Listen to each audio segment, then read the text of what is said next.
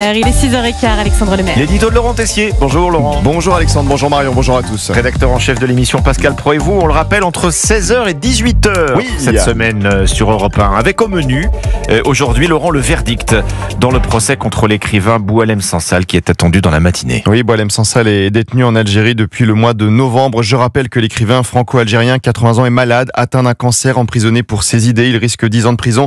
Et ce qui va se passer aujourd'hui, c'est donc une question de vie ou de mort. Et en attendant le verdict, vous avez un député de la France Insoumise, monsieur Sébastien Delogu, qui en visite en Algérie, a donné une interview à la télévision publique algérienne Canal Algérie. J'ai regardé la séquence, 27 minutes, et alors là, tapis rouge de la présentatrice en introduction. Son geste puissant à l'Assemblée nationale française, brandissant le drapeau palestinien, a retenti dans le monde entier comme un appel à la résistance face à la barbarie, à l'inhumanité et au génocide légalisé à Gaza par une France complice des criminels sionistes.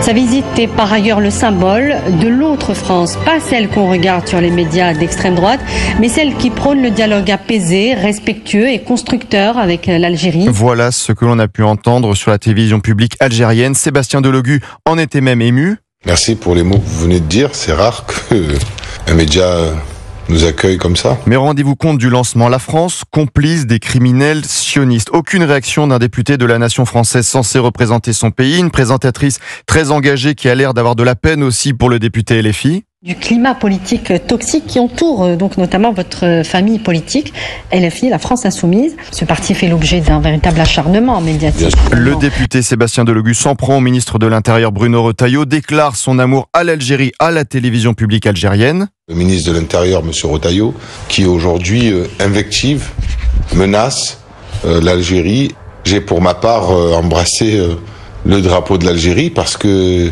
nous avons, avec ma famille, nos racines ici. Sébastien Delogu est-il député français? Aime-t-il la France? En regardant l'interview, le doute peut nous envahir. Le député LFI s'en prend aux médias, enfin à nous, avec l'aide de la présentatrice qui le lance sur le sujet. Parce que nous, Algériens, regardons les médias communément appelés médias Bolloré et autres, c'est les médias d'extrême droite, que c'est l'effet d'un matraquage médiatique massif, justement pour manipuler l'opinion publique. Le député LFI n'a plus qu'à répéter les mêmes éléments de langage. Je les appelle les chiens de garde, pour la simple et bonne raison qu'ils se permettent toutes les invectives envers votre peuple, propagent des fake news pour essayer de faire passer un message raciste, colonialiste. Et on y va sur les fausses accusations, on retourne la situation. Mais Sébastien Delogu aime-t-il la France? 27 minutes d'interview et pas un mot évidemment pour l'écrivain Boualem Sansal, détenu en Algérie. Pas un mot, pas une seule fois il prononce son prénom, son nom.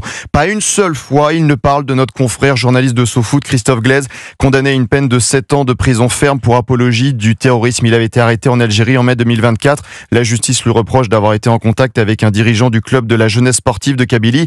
Par contre, le député LFI Sébastien Delogu répond présent pour déclarer son amour à l'Algérie. Tout le monde est gentil, tout le monde sourit, tout le monde prend soin de moi. Un député français qui crache sur des médias de son pays, augmente la haine, ne parle pas des otages, aime-t-il la France? Alors pour Boualem Sansal, je veux bien entendre hier sur CNews et Europe 1 la députée européenne Manon Aubry. Donc j'espère qu'il sera libéré ou qu'il y aura une grâce présidentielle, mais dans tous les cas, un écrivain n'a pas à être en prison. Je rappelle qu'au mois de mai, LFI a voté contre une résolution à l'Assemblée qui appelait à la libération immédiate de Boualem Sansal. LFI a bien changé. En octobre 2019, la députée Mathilde Panot avait été interpellée, immobilisée en Algérie. Elle avait parlé, je cite, d'une répression forte du pouvoir algérien. J'ai une pensée, je cite, pour tous les détenus d'opinion. Il est de notre devoir d'être solidaire de ces militants emprisonnés. Elle avait pris la parole à son retour à Paris. Pour la libération des détenus d'opinion. Donc beaucoup de gens se retrouvent aujourd'hui en prison pour n'avoir absolument rien fait que demander la liberté et la démocratie en Algérie. Le discours a bien changé en 6 ans. Est-ce surprenant? Non. Bienvenue dans le clientélisme. Et avec les municipales l'année prochaine,